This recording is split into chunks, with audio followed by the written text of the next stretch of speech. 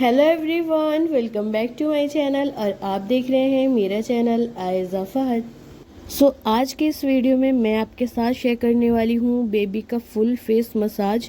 वैसे तो मैंने फेस मसाज की एक और वीडियो आपके साथ शेयर करी थी जिसमें कि आपके काफ़ी सारे क्वेश्चंस थे, तो मैंने आपसे बोला भी था कि मैं इसकी डिटेल वीडियो लेकर आऊँगी। आपके सारी क्वेरीज जो हैं उसमें मैं सॉल्व करने की कोशिश करूँगी। इस वीडियो में मैं आपको बताने वाली हूँ कि न्यू बॉर्न बेबी को किस तरीके से मसाज करना चाहिए। फेस कहने को तो एक बहुत छोटी सी चीज़ होती है, लेकिन फेस में बहुत अलग अलग पार्ट्स होते हैं। जैसे कि फेस मसाज में हमें फॉरहेड मसाज करना, नोज़ मसाज करना, अपर लिप मसाज करना, ईयर मसाज करना, चिन मसाज करना, और यही सारी चीज़ें जो है हम कवर करते हैं। इसलिए बेबी की बॉडी मसाज के साथ साथ फेस मसाज भी उतना ही इम्पॉर्टेंट होता है। और बेबी की बॉडी की सारी चीज़ें जो करेक्ट करने का राइट टाइम होता है वो 6 मंथ के अंदर बहुत इजीली हो जाता है। न्यू बॉर्न बेबी के लिहाज से कुछ मैं आपको टिप्स भी देने वाली हूँ इस वीडियो में, तो प्लीज़ वीडियो को फुल वॉच करना और ताकि आपसे कोई चीज़ें मिस ना हो। तो चलिए वीडियो को स्टार्ट करते हैं। सबसे पहले हम फॉरहेड का मसाज करेंगे। और आप लोगों के काफ़ी सारे कमेंट रहते हैं कि आप ही फॉरहेड कैसे शेप अप करें। फॉरहेड शेप अप करने का जो तरीका होता है कि अपने थंब फिंगर को अपवर्ड डायरेक्शन में ले जाते हुए हल्का सा प्रेशर देते हुए बेबी को मसाज करना है। अगर आप चाहती हैं कि कम टाइम में आपके बेबी का फॉरहेड ठीक हो जाए तो आप कोशिश करें कि 1 ईयर से छोटे बच्चे के लिए, और अगर बेबी 6 मंथ के अंदर है तो और कम टाइम में बेबी का फॉरहेड जो है वो शेप अप हो जाएगा। क्योंकि फॉरहेड ऐसी चीज़ होती है कि वो जल्दी हार्ड होना स्टार्ट हो जाती है। अगर बेबी 6 मंथ्स के अंदर है तो बहुत कम टाइम में ये शेप अप हो जाएगी। और अपने 2 फिंगर से 3 फिंगर से इस तरह पुश करते हुए भी आपने मसाज देनी है। इससे बेबी रिलैक्स भी होता है और इसके साथ साथ बेबी का फॉरहेड भी शेप अप होने लगता है। लेकिन आपने बेबी का फेस मसाज जो है वो डेली करना है। और इसके अलावा दूसरा फ़ायदा ये होता है कि जब अपने थंब फिंगर को अपवर्ड डायरेक्शन में हम ले जाते हुए मसाज करते हैं इससे बेबी के जो अनवांटेड हेयर होते हैं वो रिमूव हो जाते हैं। बेसिकली न्यू बॉर्न बेबी को हम लोग करते ही करते हैं, लेकिन उसके अलावा मसाज से भी बेबी के अनवांटेड हेयर जो है वो रिमूव हो जाते हैं। नेक्स्ट और जो सबसे मोस्ट इम्पॉर्टेंट क्वेश्चन आपका होता है वो ये होता है कि बेबी की नोज़ कैसे शेप अप करें, कितने मंथ तक बेबी की नोज शेप अप हो सकती है, कौन कौन से स्टेप्स हैं, कौन इजी और सही स्टेप्स हैं। नोज को खड़ी करने के लिए बहुत सिंपल से सिर्फ 2 स्टेप्स होते हैं। पहला तो अपने नोज के आइट साइड आपने दोनों थंब फिंगर को रखना है और अपोजिट डायरेक्शन में यानी अपवर्ड डायरेक्शन में ले जाते हुए आईज के सेंटर तक ले जाना है। ये स्टेप्स आपने 10 टाइम रिपीट करना है। और आपने डेली बेबी की नोज़ जो है वो शेप अप करनी है, क्योंकि नोज़ जो है बेबी की बहुत जल्दी शेप अप हो जाती है। और आप कोशिश करें कि 6 मंथ्स के अंदर बेबी की नोज़ को बहुत अच्छा शेप दे और डेली मसाज करें, क्योंकि न्यू बॉर्न बेबी ज़्यादा एक्टिविटीज़ करते नहीं हैं। अगर आप बेबी का फेस मसाज भी करते हैं तो भी बेबी बहुत इजीली करवा लेता है। अगर बेबी 6 मंथ से बड़ा हो गया वो आपको अपना फेस जो है वो टच भी नहीं करने देगा अगर आप उसके फेस का मसाज करेंगी। इवन अगर आप उसके बॉडी का भी मसाज करेंगी तो वो बहुत इजीली नहीं करवाएगा, इधर उधर भागेगा, क्योंकि बेबी उस टाइम पर क्रॉलिंग भी स्टार्ट कर देते हैं।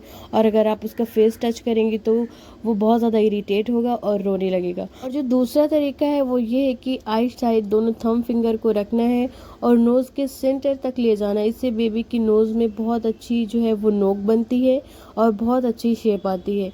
यही 2 तरीके होते हैं जिससे आप बहुत इजीली बेबी की नोज़ जो है वो शेप अप कर सकती हैं। इसके अलावा कोई और तरीका नहीं होता जिससे बेबी की नोज़ जो है वो शेप अप हो। जो नेक्स्ट ज़्यादातर क्वेश्चंस होते हैं वो ये है कि बेबी की आइज़ हमें कैसे बड़ी दिखानी है, मेरी बेबी की आइज़ बहुत छोटी हैं। तो सबसे पहली चीज़ मैं आपको ये क्लियर कर दूं कि बेबी की आइज़ जो है वो अपने पेरेंट्स पर डिपेंड करती हैं। पेरेंट्स के अलावा अगर घर वालों में किसी की आइज़ जो है वो छोटी हैं तो उस केस में भी ऐसा हो जाता है, लेकिन बहुत कम बेबी की आइज़ जो है हम बड़ी कर सकते हैं। बेसिकली इस तरीके से जब हम मसाज करते हैं तो इससे बेबी की आइज़ जो है वो थोड़ी खुली खुली सी तो हो जाती हैं।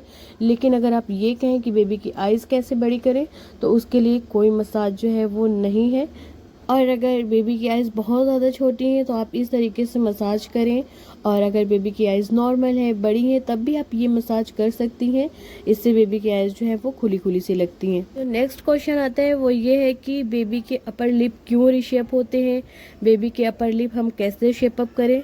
तो फर्स्ट रीज़न ये होता है कि कुछ बच्चों में पैदाइशी ये चीज़ होती है कि उनके अपर लिप रिशेप होते हैं, और जो नेक्स्ट चीज़ होती है, बेबी बॉटल फीड करता है, उसकी वजह से भी कुछ बच्चों के अपर लिप रिशेप होते हैं, सामने से उठे हुए हो जाते हैं। और जो नेक्स्ट और सबसे इम्पॉर्टेंट चीज़ होती है वो ये है कि बेबी को हर टाइम, यानी कि ज़्यादा से ज़्यादा टाइम हम पेसिफायर का इस्तेमाल करवाते हैं। इसकी वजह से बेबी के जो अपर लिप है वो सामने से उठे हुए हो जाते हैं। सो बेसिकली सारे केसेस में आपने अपर लिप में अपने थंब फिंगर को रखते हुए हल्का सा प्रेशर देना है, और जब भी आप बेबी की मसाज करें आपने ये स्टेप्स ज़रूर फॉलो करने हैं। और सेकंड चीज़ है कि आप पेसिफायर का इस्तेमाल थोड़ा कम करें, और जो है बॉटल फीड तो बेबी करते ही करते हैं, लेकिन अगर आप ये मसाज करती रहेंगी तो बेबी के अपर लिप जो है वो मेंटेन रहेंगे और रिशेप नहीं होंगे। इसके अलावा आपने इस तरीके से बेबी के लिप्स के नीचे अपने दोनों थंब फिंगर से हल्के हल्के हाथों से मसाज करनी है। इससे क्या होता है कि बेबी एक तो रिलैक्स हो जाता है, और सेकेंड कि बेबी को टीथिंग प्रोसेस में जो पेन हो रहा होता है उससे बहुत ज़्यादा रिलीफ मिलता है। क्योंकि कुछ बच्चों में टीथिंग प्रोसेस 4 मंथ से स्टार्ट हो जाता है, कुछ बच्चों में 6-7 मंथ से। और इसी तरीके से अगर आप बेबी का मसाज करती हैं तो बेबी को बहुत ज़्यादा रिलीफ मिलता है। जो नेक्स्ट और मोस्ट इम्पॉर्टेंट है वो ये है कि काफ़ी सारे मुझे इसी टॉपिक पर कमेंट आ रहे हैं कि बेबी का गाल जो है वो एक साइड से बिल्कुल फ्लैट हो गया है और एक साइड से बिल्कुल नॉर्मल है। तो उसका रीज़न ये होता है कि बेबी को हम एक करवट ज़्यादा लिटाते हैं, यानी कि एक साइड पर लंबे टाइम के लिए सोता रहता है बेबी, तो उस केस में भी ये प्रॉब्लम हो जाती है। तो जिस साइड का गाल बेबी का जो रिशेप हो गया है, फ्लैट हो गया है, सो उस साइड पे आपने क्या करना है, थंब फिंगर को अपोजिट डायरेक्शन में ले जाते हुए मसाज करना है। और अगर दोनों साइड ऐसा है तो आप दोनों साइड कर सकती हैं, या दोनों में से एक साइड जिस साइड है आप उस साइड ऐसा ही करिए। इससे बेबी के दोनों गाल जो है वो बहुत अच्छे से शेप अप भी हो जाएंगे। और लेकिन आपने डेली ये चीज़ फॉलो करनी है। और मैं सभी पेरेंट्स से ये चीज़ ज़रूर बोलना चाहूँगी कि न्यू बॉर्न बेबी को, यानी 6 मंथ्स के अंदर तक के बेबी को आप एक्स्ट्रा केयर करिए। आप एक एक छोटे छोटे पॉइंट्स को जो है वो देखिए, नोटिस करिए, क्योंकि इस टाइम पर बेबी बहुत ज़्यादा सॉफ्ट होता है, और जिस डायरेक्शन में उसका कोई भी बॉडी का पार्ट्स रहेगा वो रिशेप हो जाएगा। बेसिकली सभी पेरेंट्स को इस टाइम बहुत ज़्यादा केयर करने की ज़रूरत होती है, और आप भी इसी तरीके से करिए।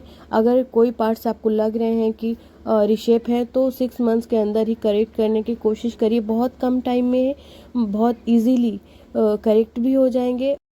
सो बेबी के चिन का मसाज भी आप इसी तरीके से करें।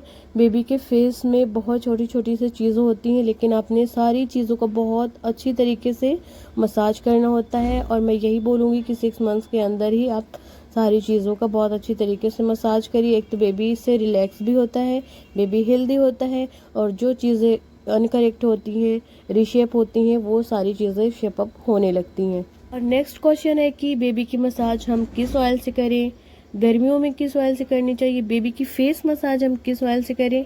सो उसके लिए हम एक कोकोनट ऑयल, जो प्योर कोकोनट ऑयल आता है पैराशूट का, मैं वो यूज़ करती हूँ एज के फेस मसाज के लिए। क्योंकि बहुत से ऑयल्स ऐसे होते हैं कि बेबी को सूट नहीं करते, जिससे बेबी की स्किन जो है वो डार्क होना स्टार्ट हो जाती है। क्योंकि कोकोनट ऑयल एंटी फंगल और एंटीबैक्टीरियल होता है, इससे बेबी की स्किन पर किसी भी किस्म की कोई एलर्जी है तो वो भी ठीक हो जाती है।